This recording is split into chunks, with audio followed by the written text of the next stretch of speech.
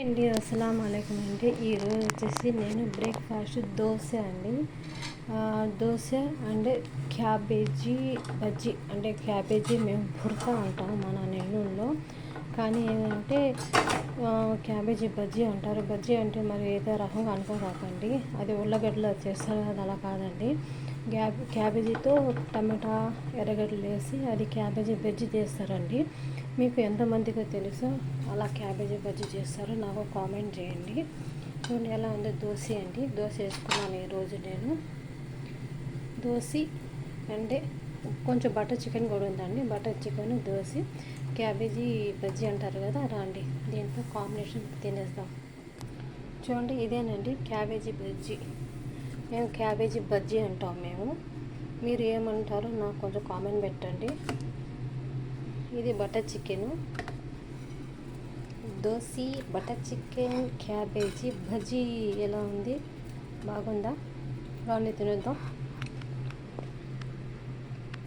మీకు ఎంతమంది ఇష్టం ఇలా దోశలు తినాలంటే? అది కూడా ఏదో నేను తింటున్నా చేసుకొని, అది కూడా కోవిడ్ ఇంట్లో ఏం చేద్దామా, ఏదో ఒకటి అడ్జస్ట్మెంట్ అంటారు కదా, అడ్జస్ట్మెంట్కి. చూడండి, wow wow wow wow wow. Chicken తినేసాను ఇలా, అది మొత్తం షర్వానే ఉంది, అందువల్ల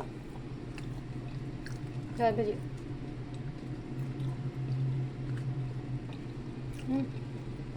కూడా ఎలా ఉందో. అన్నంలో కూడా బాగుంటుంది, దోశలో బాగుంటుంది, చపాతీలో బాగుంటుంది. ఇది మా అమ్మ కూడా, ఇది మా అమ్మ చేసినట్టు చేశాను నేను. మా అమ్మ చాలా బాగా చేస్తుంది, కానీ మా అమ్మ లేదు. మా అమ్మ తలుచుకొని ఇలా చేసుకొని తింటున్నాను. ఇదే మా అమ్మ గుర్తులు అంటే. Super super super mummy, super mummy, super అమ్మ.